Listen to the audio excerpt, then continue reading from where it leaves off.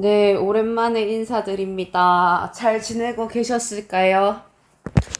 네, 이제 교직 과목을 이수하면서 아들러의 개개인 심리학에 대해서 알게 되었는데요. 이 아들러 같은 경우에는, 개인 심리학이라고 해서 개인을 우선으로 하는, 개인적인 심리학을 연구하는 사람이 아니라, 사회가 있고 공동체가 있으면서 자기가 사회와 상호작용을 한다는 그런 이론을 이용해가지고, 여러 사람들과 어울리고, 그리고 공동체를 느끼고, 상호작용을 하면서 자기의 생활 양식을 수정하고 바꿀 수 있도록 도와주는 심리학을 했다고 합니다. 그래서 오늘 한번 알아보도록 할게요. 아들러에 대해서. 다음 이제 이런 목차로 소개를 할 건데, 상담의 목표와 구체적인 상담에 대한 목표, 그리고 상담 과정의 네 단계, 그리고 상담 기법에 대해서. 이거는 상담 기법에서 가장 중요한 것은 임용에서 제일 이제 아들러의 상담 기법의 대표적인 것을 적어 보아라. 고 하면 몇 가지를 좀 적을 수 있어야 되기 때문에 이거 좀 주의 깊게 따라오시면 될 것 같고, 그리고 간단하게 퀴즈랑 아들러의 개인 심리학의 장점, 한계점에 대해서도 함께 같이 알아보도록 할게요. 자, 학습 목표 같은 경우에는 이제 아까 말했듯이 개인 심리학적 상담에는 상담을 통해 내담자의 생활 양식을 파악하여 바람직한 방향으로 바꾸도록 제 교육을 위하여 노력하며 내담자로 하여금 다른 사람과 상호작용을 할 수 있도록 타인과 동등한 감정을 갖고 공동체감을 증진시키는 것으로 한다. 즉 이것은 이제 내담자를 재적응하고 재교육하여 실천할 수 있도록 만든다는 말입니다.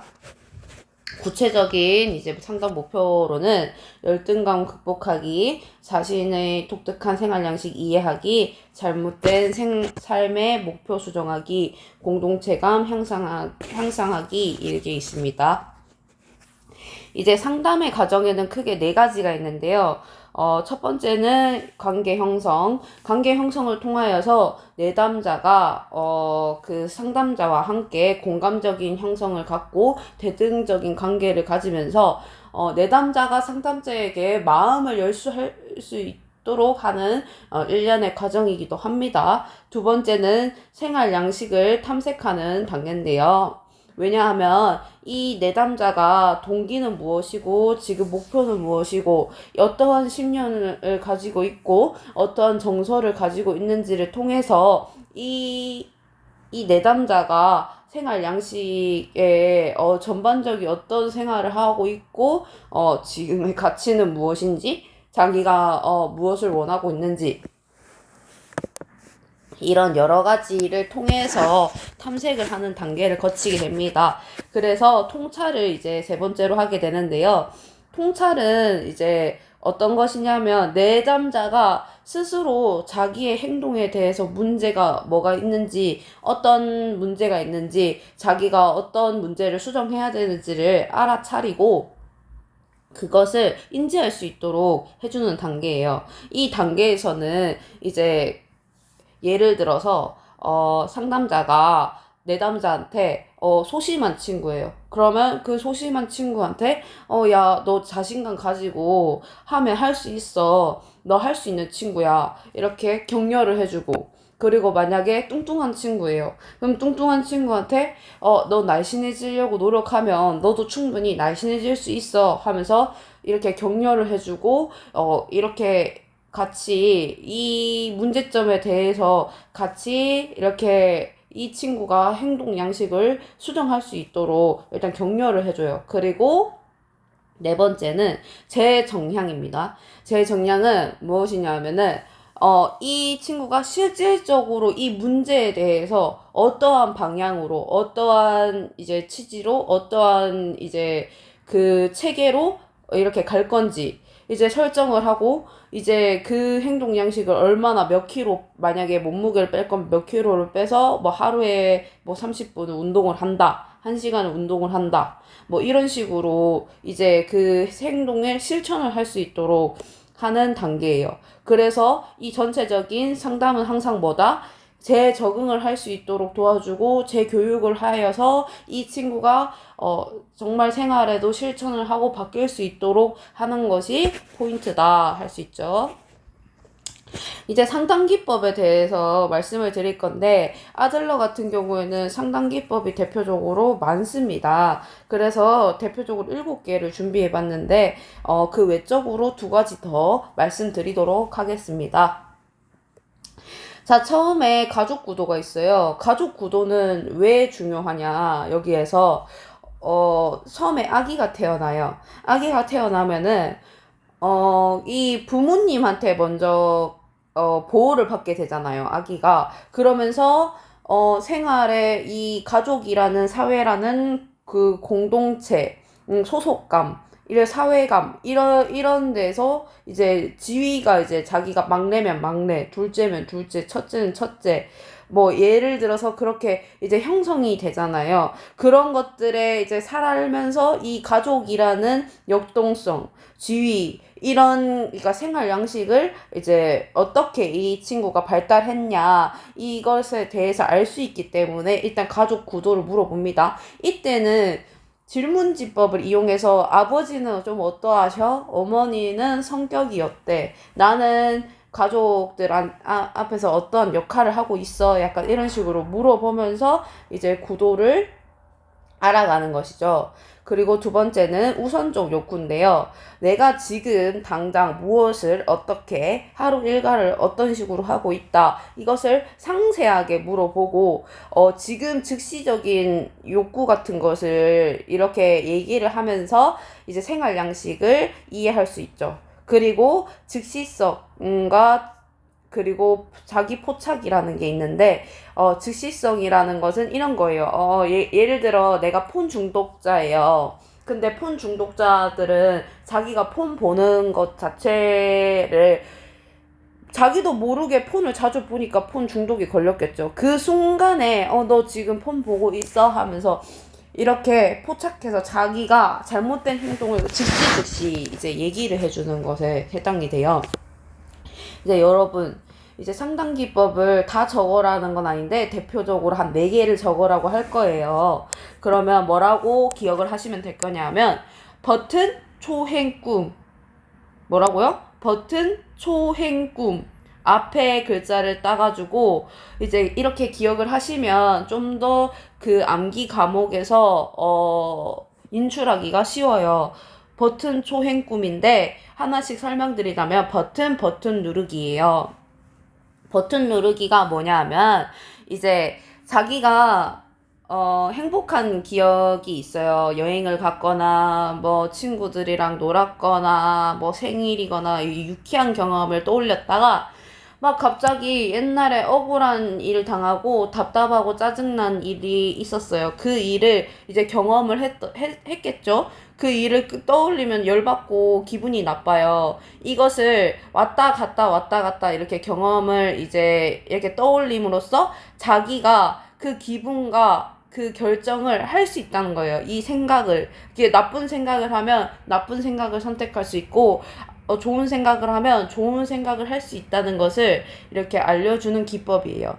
그리고 초기 기억은 뭐냐면 자기 나이와 사건에 일어난 시기, 그 사건에 대한 느낌과 생각을 이렇게 모두 포함해가지고 이제 뭘 얘기를 하게 해요. 그러면은 이제 그것을 통해서 이 내담자가 세상을 바라보는 시각과 생활 목표, 동기와 자기 가치관 같은 것을 알 수 있게 돼요.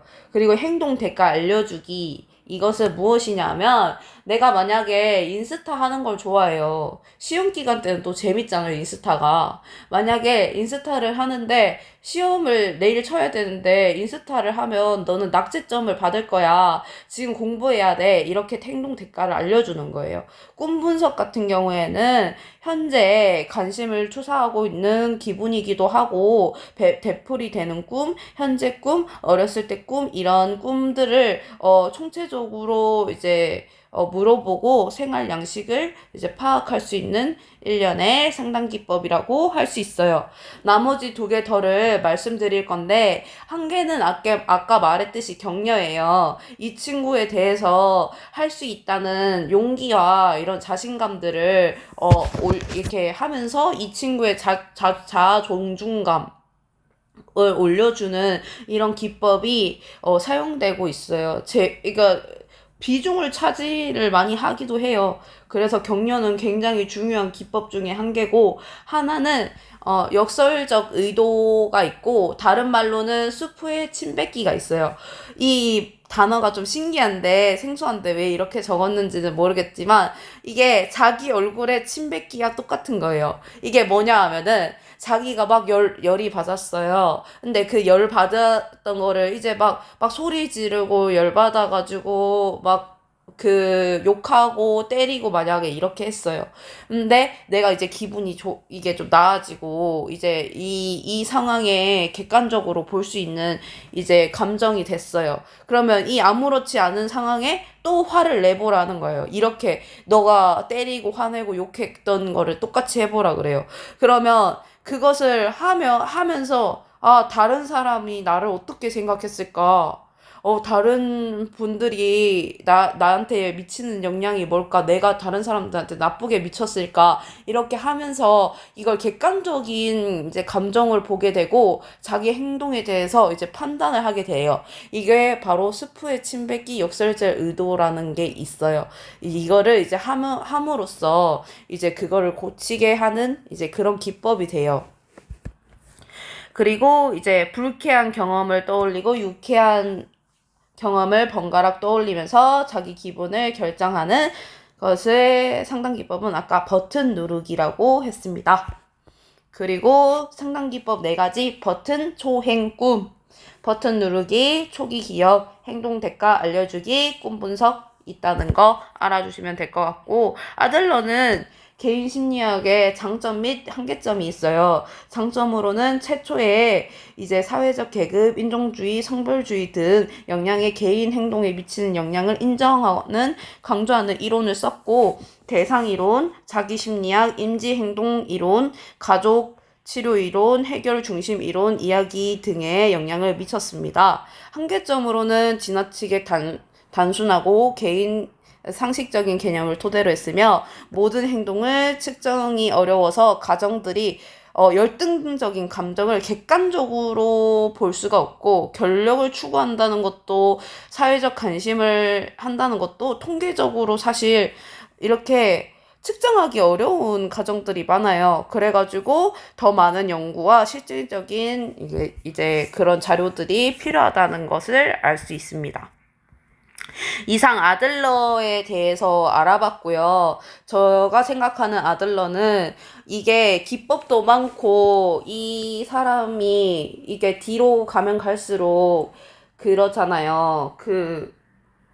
제자들이 아들러에 대해서 오히려 썼다고 하는데 얼마나 개인 심리학에 대해서 연구를 많이 하고 사람들의 상담을 잘 하려고 이런 기법을 많이 이용했을까 이런 생각을 해봅니다. 아들러의 개인 심리학을 공부를 열심히 하셔서 한 번에 임용을 붙도록 할 수 있게 여러분들을 응원하도록 하겠습니다. 이상 오늘은 여기까지 하겠습니다.